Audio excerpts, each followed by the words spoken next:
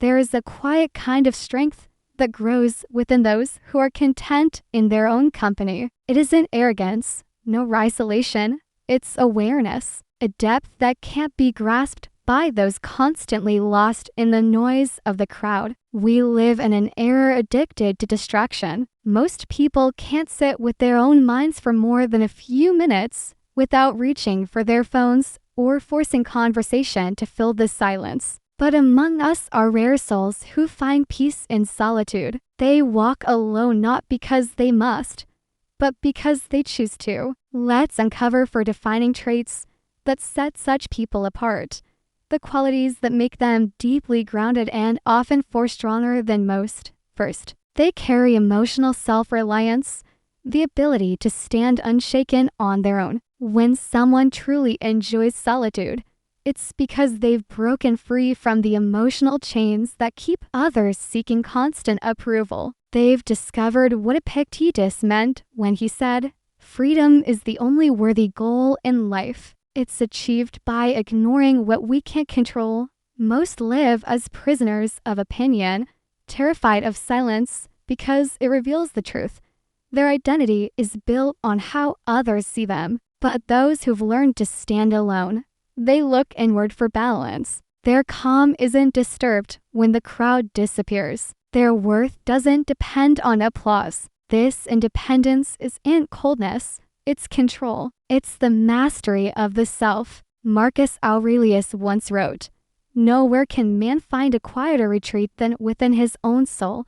That's emotional independence, the art of finding peace inside your own mind. When you have this strength, you stop fearing abandonment or rejection. You become your own friend, your own guide, your own refuge. The noise fades, leaving only clarity. Such people don't reject others. They reject chaos. They choose peace over popularity, silence over small talk, and focus over distraction. That decision, though it isolates them, grants a kind of strength few will ever know. Second, they possess the wisdom to observe without judgment. Another rare quality of the solitary soul is their ability to see people and life clearly, without being swept up by emotion. Time alone teaches patterns, how fear controls choices, how ego bends perception, how pain hides behind anger. And once you see these truths, you stop reacting and start understanding. Seneca said, "We suffer more in imagination than in reality." Those who walk alone know this deeply. They've realized that pain doesn't come from events, but from how we interpret them. So they no longer react to every slight or insult. They've trained their minds to stay steady in storms. Their calm isn't apathy. It's power disguised as stillness. When others argue, they listen. When others panic, they breathe. When others judge, they understand. Solitude taught them the greatest truth.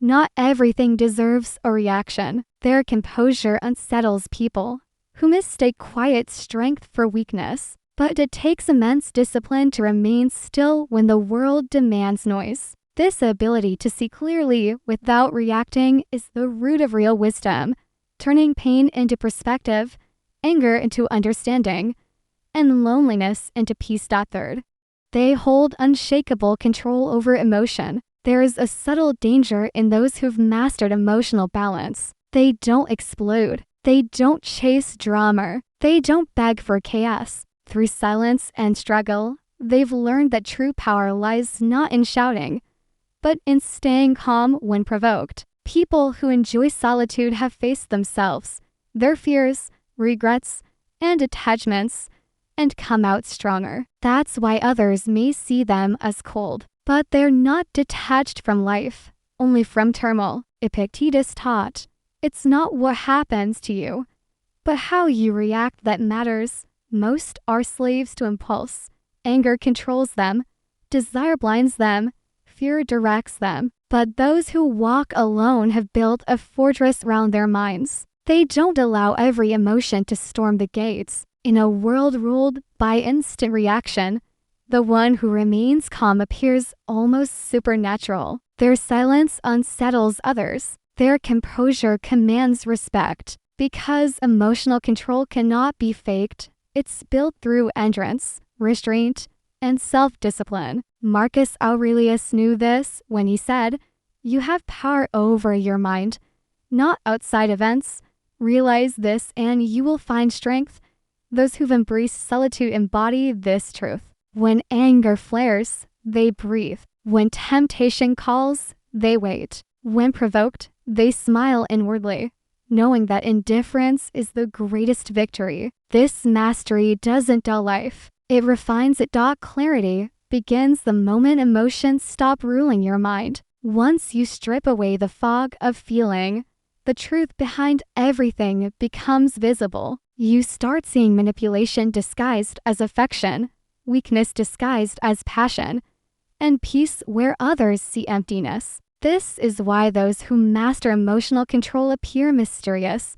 They don't react, they respond. They don't seek attention, they protect their energy. They don't argue with fools, because they know silence often speaks louder than words. Their calm detachment isn't coldness, it's wisdom. They understand that emotions left unchecked are wildfires that burn everything. But when harnessed, they become warmth, powerful, focused, alive. That's why people who embrace solitude carry a rare aura, a stillness that cannot be shaken, a calmness that cannot be manipulated. They've discovered a timeless truth.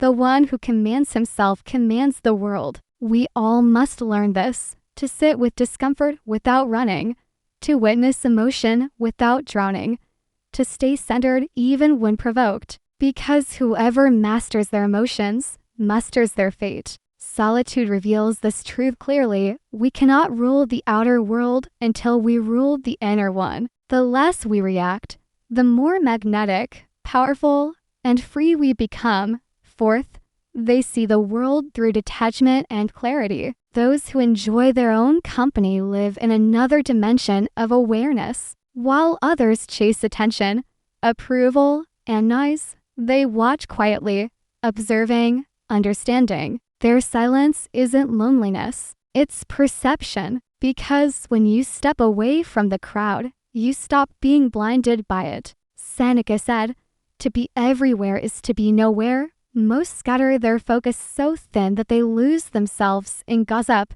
distraction, and comparison. But the solitary reclaim their attention, the rarest currency of the mind. When you learn to enjoy being alone, the illusions of the world begin to fade. You start to see how fragile everything is. Fame, opinions, and shallow connections built on convenience rather than truth. The Stoics taught that wisdom begins by seeing reality as it is, not as we wish it to be. Solitude sharpens this vision. In silence, you realize how much of life is illusion, how noise masquerades as meaning and emotion distorts truth. You stop fleeing from stillness and begin to see that solitude isn't exile, it's cleansing. Every quiet moment alone becomes a mirror that reflects your inner chaos and forces you to arrange it with reason. Marcus Aurelius wrote, "Nowhere can man find a quieter retreat than within his own soul." Those who love solitude understand this deeply. They carry tranquility wherever they go because they've disciplined their minds into fortresses no storm can breach. Detachment doesn't mean indifference. It means vision. It means no longer being pulled by every emotional current, no longer being enslaved by others' moods, no longer confusing craving for purpose. It's the art of watching without clinging, caring without losing yourself, and walking away without bitterness. When you operate from detachment, the world slows down. You stop reacting to insults, temptation, or praise. You simply notice them for what they are. Tests asking whether you lose yourself again or stay free. That inner freedom makes such people magnetic, not because they seek attention, but because in a chaotic world, calmness is rare. People are drawn to what they cannot disturb. They sense the quiet power of someone who's faced storms and chosen peace. To see clearly is to possess power, and clarity arrives only when the noise fades and the mind is no longer chained to opinion. Those who walk alone know this truth well. They've traded constant stimulation for serenity and gained something greater, wisdom. That's the paradox of solitude. The one who walks alone sees most clearly. They detach not out of apathy, but out of deep self-awareness. Their strength isn't in conquering others, but in mastering perception itself. So when you find yourself alone, unseen, or misunderstood, remember, you're not losing connection, you're gaining vision. The further you step from the noise, the clearer your inner voice becomes. In that silence, you discover not emptiness, but power. Those who enjoy solitude aren't antisocial, they're self-aware. They've learned to find in silence what others chase in chaos. They've discovered that the undisturbed mind becomes a sanctuary, a temple where wisdom takes root. For those who walk this path, solitude isn't an escape from life. It's a return to the self. It's where clarity sharpens, willpower strengthens, and emotion is purified. So next time you find yourself alone, don't rush to fill the quiet. Sit in it, listen, because in that silence, you might find the rarest form of intelligence, the kind that doesn't need validation to exist. As Marcus Aurelius wrote, "The universe is change, and our life is what our thoughts make it. When your thoughts are calm, disciplined, and free, solitude ceases to be loneliness. It becomes liberation."